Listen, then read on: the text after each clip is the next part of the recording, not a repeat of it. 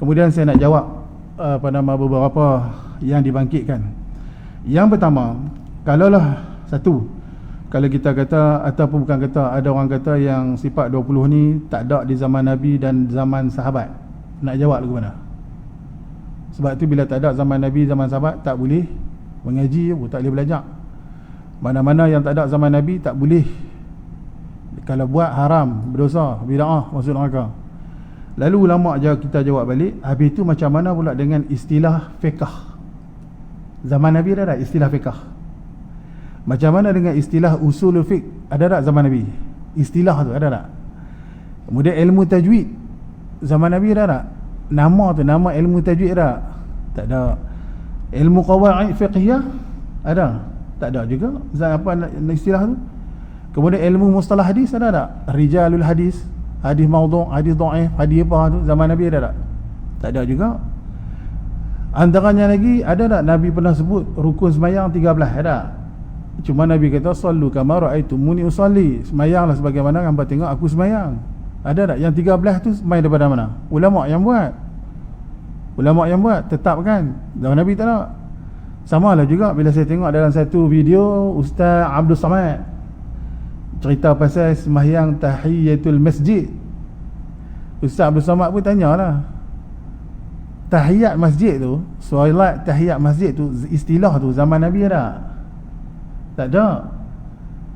Ustaz Abdul Samad kata kalau nak sebut sembahyang tahiyat masjid, kalau tak mau pakai tu, kena pakai lagu ni.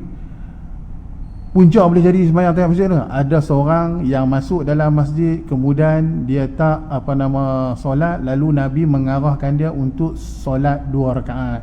Itulah dia.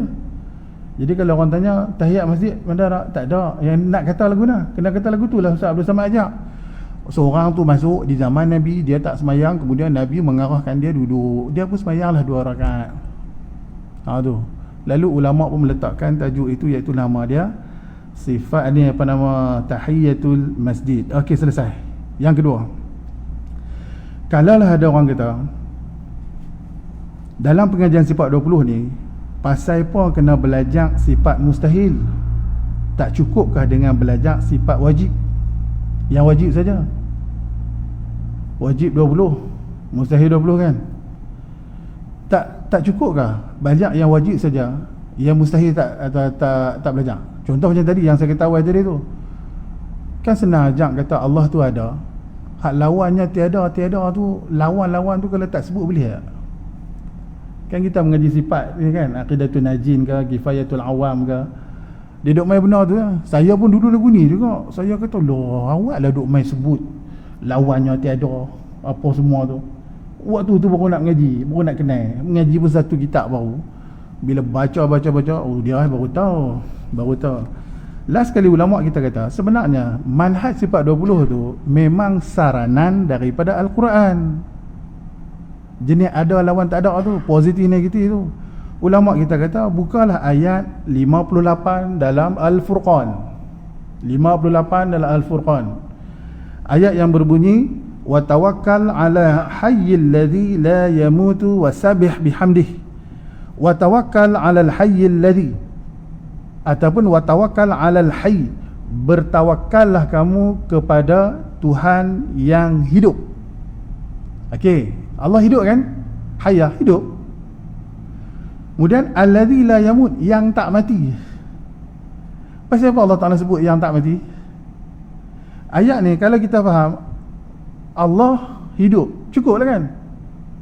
Bila hidup maknanya dia tak mati. Tapi pasal apa Allah kata wa tawakkal 'alal hayy, bertawakallah kamu kepada Allah yang hidup, alladzi la yamut, yang tak mati, tak tu, tak mati. Tu sebab tu ulama kita kata pengajian sifat 20 ini selaras dan selari dengan saranan ayat Quran. Okey, tengok ayat yang kedua kata ulama. Tengok dalam surah Al-Ikhlas ayat 1 sampai ayat 4. Allah sebut qul huwallahu ahad. Katakanlah Allah itu Esa. Faham lagi? Fahamlah Esa. Yang kedua Allahus Samad, Allah tempat meminta. Okey, faham dah kan? Ayat yang ketiga lam yalid wa lam yulad, Allah tak beranak dan tak diperanakkan. Agak-agak kita lah kalau kata Allah Esa, Allah bila Esa tu makna dia tak ada lah anak, tak ada lah yang diperanakkan. Tapi pasal apa? Di ayat yang ketiga Allah kata lam jadi walam yulad. Dahlah Allah itu Esa, tak beranak dan tak diperanakkan. Cukuplah, cukup bawa mai qul Allah Esa. Selesai.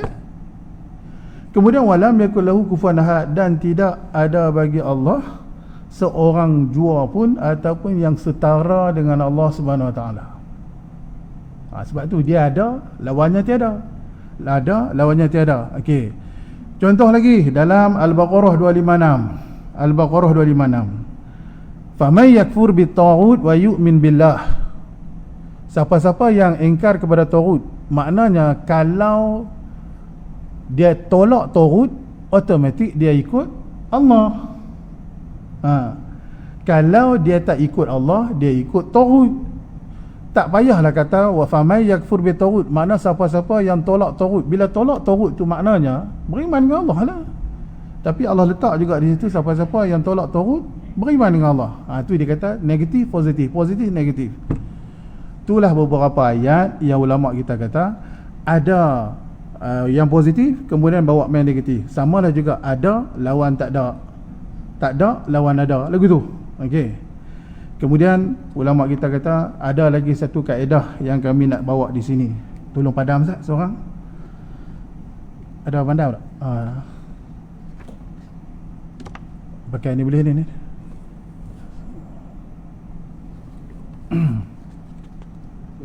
Balun semua.